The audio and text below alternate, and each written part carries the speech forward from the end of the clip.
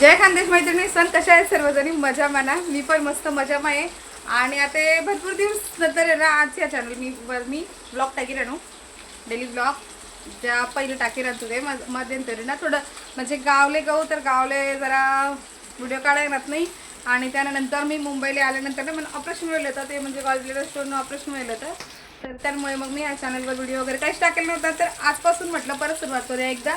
तर आज म्हणजे संडे स्पेशल तर काय म्हणतात आमच्याकडे हा मस्त अशी हलवा मच्छी आहे, मच्छी फ्राय आणि मस्त वेगळी असं मासासनी भाजी. आपल्याकडे नाही म्हणत असे कालवण कुलवण आणि आमटीन कमटी आपल्याकडे नाही म्हणतात. आपल्याकडे ना मासासनी भाजी, मटननी भाजी, मेथीनी भाजी, वांगासनी भाजी पण असले आपल्याकडे भाज्याच म्हणतात. पहिले पहिले ना म्हणजे सुरुवातले मी तर पहिल्यापासून मुंबईमध्ये आहे म्हणा, पण पहिले काय एवढंच स्वयंपाकलं बाबतीत दुसऱ्या संगे बोलायला काही गरज नाही पडे. पण तरी आपण तिथलं पण मुंबईमध्ये राहा कसा राहा कुठे बी राहा, पण आपला ज्या शब्द राहतो सध्या येत असंच आपलं तोंड. तर आम्ही जवळ या बिल्डिंगमध्ये आलो तिथं नाडे पोलीस क्वार्टर्स मग तो पहिलं लग्न पहिलं काय एवढं स्वयंपाक करा आणि कोणा संगे म्हणजे मोठ्याला बाई संगे बोलायला काही प्रश्न आहे नाही. माठ येऊनच ना तर असं विचारत ना कोणी की काय बनवलंय असं, तर पटकन तोंड माहिती निघत आहे की आज माशांची भाजी केली आहे, आज चिकनची भाजी केली आहे, आज मटणाची भाजी केली आहे. मग भाजी कशी करायची?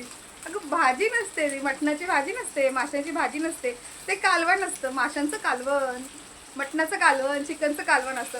आम्ही म्हणतो नाही आमच्याकडे तसं काय नाही म्हणतात. आमच्याकडे म्हणतात मटणना रस्सा, मटणनी भाजी, चिकनना रस्सा, मासासना रस्सा असं म्हणतात आमच्याकडे. बट्ट म्हणतात खूप बट्ट, म्हणजे प्युअर खानदेशीवा. जसं आपण प्युअर खानदेशी ना तसं प्युअर खानदेशीवा म्हणतात.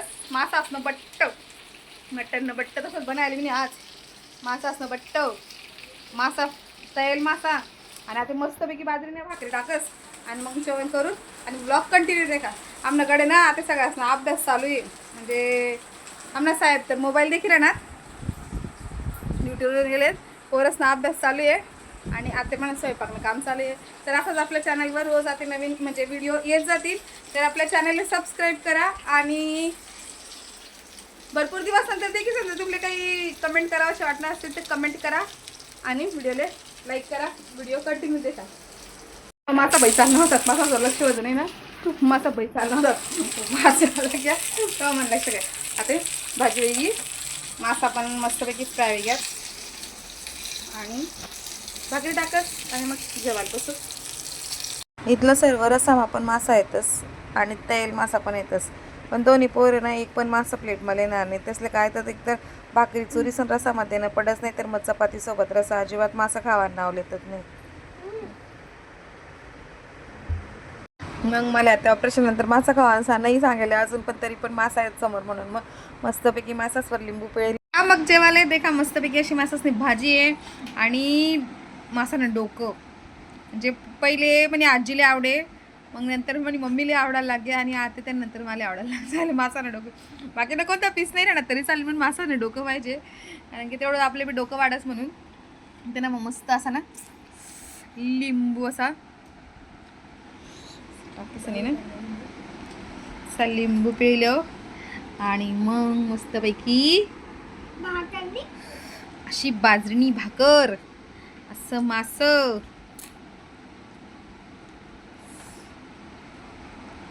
या मग सगळेजण जेवाले, या मग जेवाले.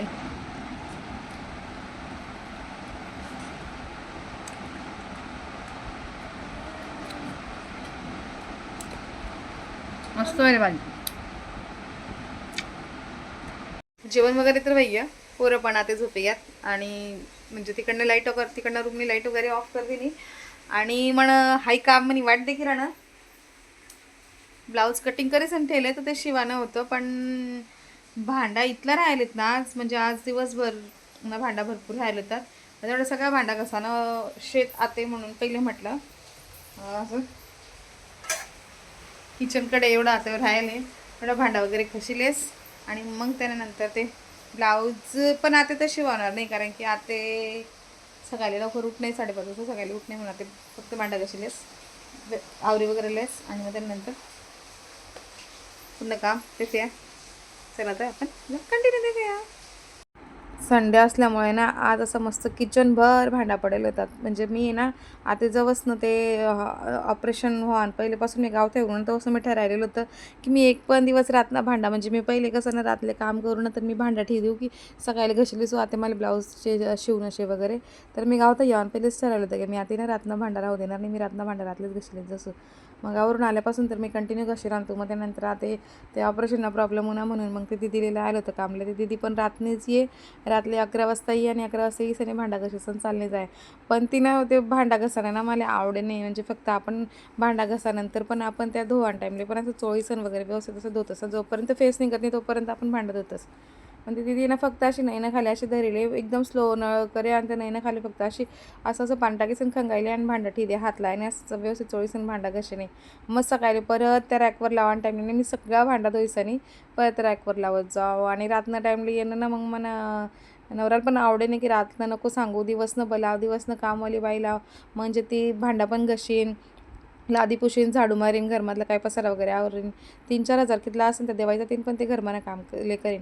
पण तशी मला बाईच नाही भेटली. मग ती रातनं जी ती दिवसभर वाटतं ऑफिसला जास्त कामले मग रातनी ये मग रातनं येणं नाही म्हणजे नाही पटी राहतं ते आपलं की रातनं बाई कोणी दुसरं आपल्या घरी येणं मग तेव्हा आपल्या झोपाने घाई रास जेवण पण अर्धवट सोडणं पडे आणि पटकन मग आवरता जेवताच आवरली न पडे आणि भांडा वगैरे ती देणं पडेत घसाले. आणि यसने पण झोपानं टायमिंग हायवे जाय मग 12 वाजेपर्यंत मग बोलता गप्पा मारता 12 वाजे जायत मग झोपणं डिस्टर्बन्स व्हायचं आहे म्हणून मग नाही सांगितली ना. पण जो नाही सांगा ना तर मला पोरगा पण फोर्स करे की आंटीला नाही सांग मी भांडे घासणार. परत मला नवरा बी नाही सांगे की बंद करते दीदी दिले मी भांडा घसू एक दिवस मी घसू पोरगा म्हणे एक दिवस मी घसू.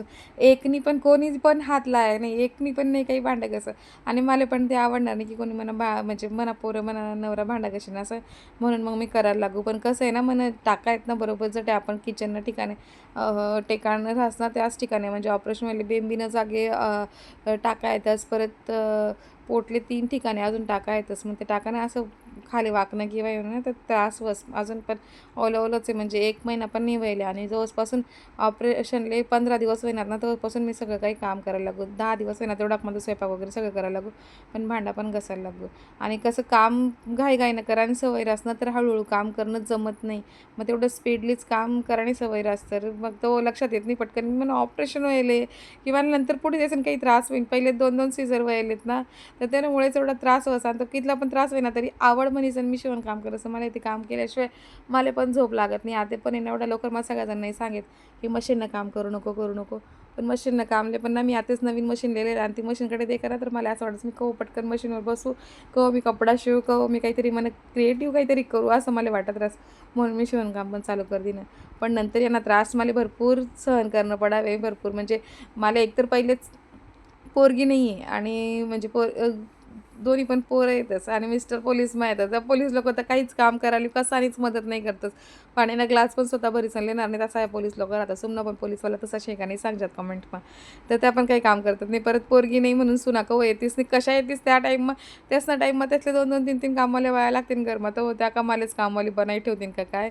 पण तो पण मला आराम नाही आता पण आराम नाही लग्नान पहिले पण आहे ना मी एकटीच होतो म्हणजे मला बहीण नव्हती तर मग मम्मीनं सोबत मला सगळ्या काही कामं वगैरे करणं पडत ना तिकडे आराम नाही इकडे आराम ना नंतर ना आराम. आता देखो आपला आराम आपलेच करणे पण त्यांच्यासोबत पॅशन पण जपणे आणि सगळ्यात पहिले तर स्वतःना आरोग्य जपणे. आतापर्यंत तर मी स्वतःकडे लक्ष दिलं नाही होतं पण आता पुढे ना मी आता 1 महिना होईना बरं अजून काही मला एक्सरसाइज वगैरे करायला पण जास्त अलाउड नव्हतं चालानच थोडंफार सांगितलं होतं घरनं काम पण जास्त नाही सांगितलं होतं पण तरी मी करी राहणू आणि आता स्वतःकडे पहिले लक्ष देणं आहे. ब्लॉग आवडणार होईल तर व्हिडिओला लाईक करजात आणि चॅनलला सबस्क्राईब करजात. भेटूया पूर्ण ब्लॉगમાં चला तर बाय बाय गुड नाईट.